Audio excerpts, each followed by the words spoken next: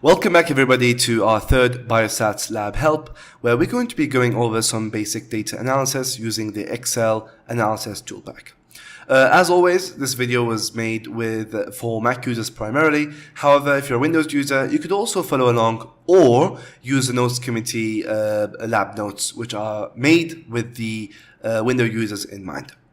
In general, this video shouldn't take too long. It's basically a two-step process.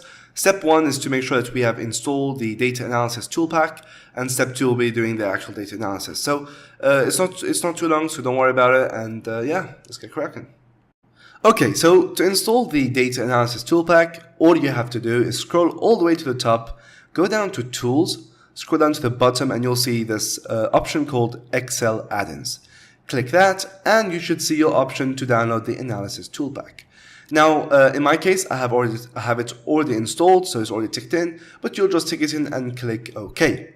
Now, you'll notice that you won't actually find it straight away. You'll have to restart the application, and once you do, you should go to the data column right here, and you should see a new button called Data Analysis. Now, if you see the data analysis option, that means you have successfully installed the data analysis toolpack and you are ready to move on to step number 2. Okay, so now to do the actual data analysis, all you have to do is select whatever column you want.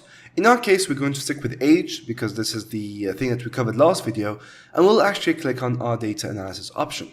Now you're going to see you have many different types of data analysis, and for our level right now, all that we're going to do is we're going to click the descriptive statistics. We click OK, and now we have this box right here. So the first thing we need to do is basically input our range of the data that we want to analyze. We click this little button down here, and now we have the option to choose whatever. Now this is where it's really different from what you already know. In our data analysis option, we are still able to select the columns down here, the labels. So in our case, we'll just select the C1 or the column or the age and scroll all the way down there to the end of our data, making sure we don't select any blank spaces which will mess up our data analysis. Again, like we said last video, just press Shift, and now we have selected our entire data range. We click this button to go back. Now, please focus with me in just this one little bit because it's very important. Because we selected the labels, we have to select labels in first row. This tells Excel that the first option, the first column down here, the first cell is actually a label and not a data value, and that's it basically. Now, our output options, in general, we ask all students to use the new worksheet rather than doing it in the same one, and we're going to click Summary Statistics, which basically tells Excel that we want to do some analysis.